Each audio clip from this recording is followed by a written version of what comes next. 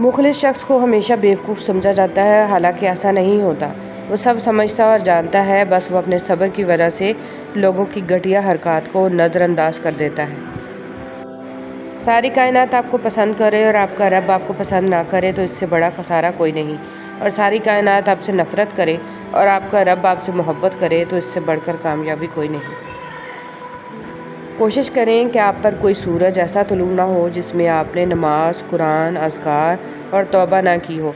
बेशक खुशकिस्मत तरीन हैं वो लोग जो कोई दिन इनके बगैर नहीं गुजारते।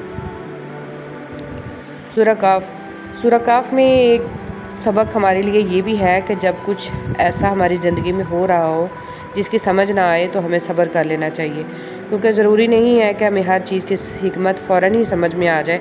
कभी कभी ये बातें वक्त के साथ ही समझ में आती हैं। वक्त सारे राज खोल देता है।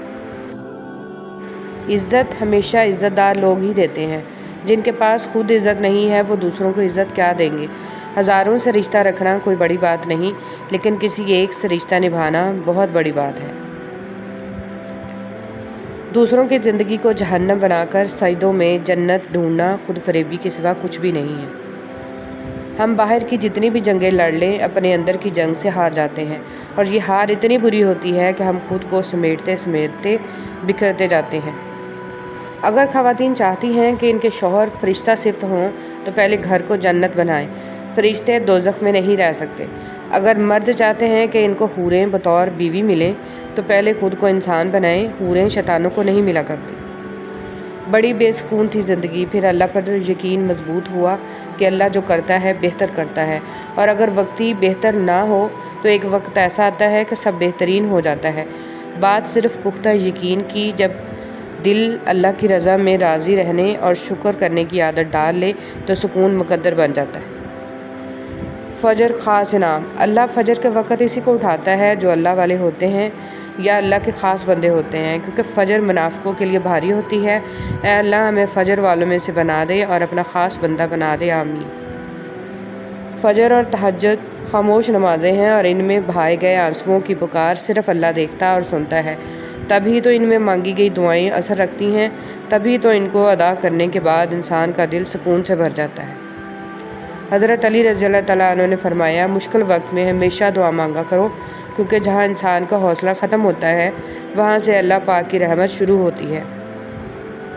आपका भरोसा समंदर से गहरा होना चाहिए। हालात तंग कर दिए जाएं, यकीन फिर भी मजबूत होना चाहिए। वो अल्लाह है सुनने वाला, जानने वाला। वो वाकिफ़ है तुम्हारी तकलीफ़ से।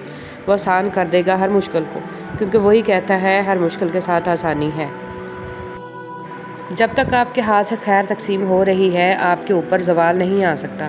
खैर का मतलब एक प्लेट खाना, कुछ पैसे, अच्छा मशवरा, दुख में दिलासा, मुस्कुरा कर सलाम का जवाब, बिला हसद मुबारकबाद, और इस तरह की छोटी छोटी बातें जिनकी वजह मखलूक खुदा में खुशियाँ बांटी जा सकें। दुरूद पाक इतनी तेज़ी से इंसानों के गुनाहों को मिटाता है कि इतनी तेज़ी से पानी भी आग को नहीं बुझाता। ऐ मेरे रब, मुझे हर उस चीज़ और हर उस शख्स से दूर रख जो मुस्तकबिल में मेरे लिए दुख और परेशानी की वजह बने, आमीन सुम्मा आमीन। हमेशा उस वक्त बोलें जब आपको एहसास हो कि आपके अल्फाज जो आप कहने जा रहे हैं आपकी खामोशी से ज़्यादा खूबसूरत हैं। सुख और दुख अपनी तकदीर से मिलते हैं। अमीरी और गरीबी का इससे कोई लेना देना नहीं।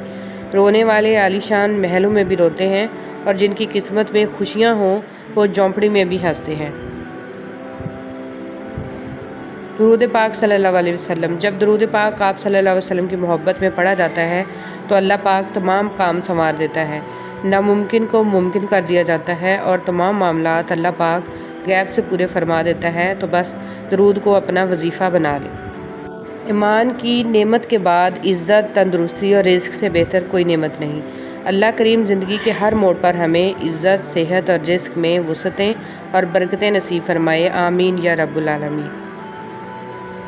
ऐ अल्लाह हमारे गुनाह बख्श दे और हमारे काम आसान कर दे और हमारे रिज़्क में बरकत दे।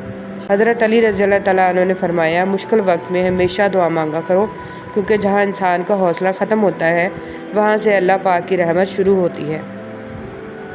आपका भरोसा समंदर से गहरा होना चाहिए। हालात तंग कर दिए जाएं, यकीन फिर भी मजबूत होना चाहिए।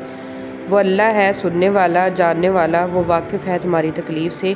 وہ آسان کر دے گا ہر مشکل کو، کیونکہ وہی کہتا ہے ہر مشکل کے ساتھ آسانی ہے۔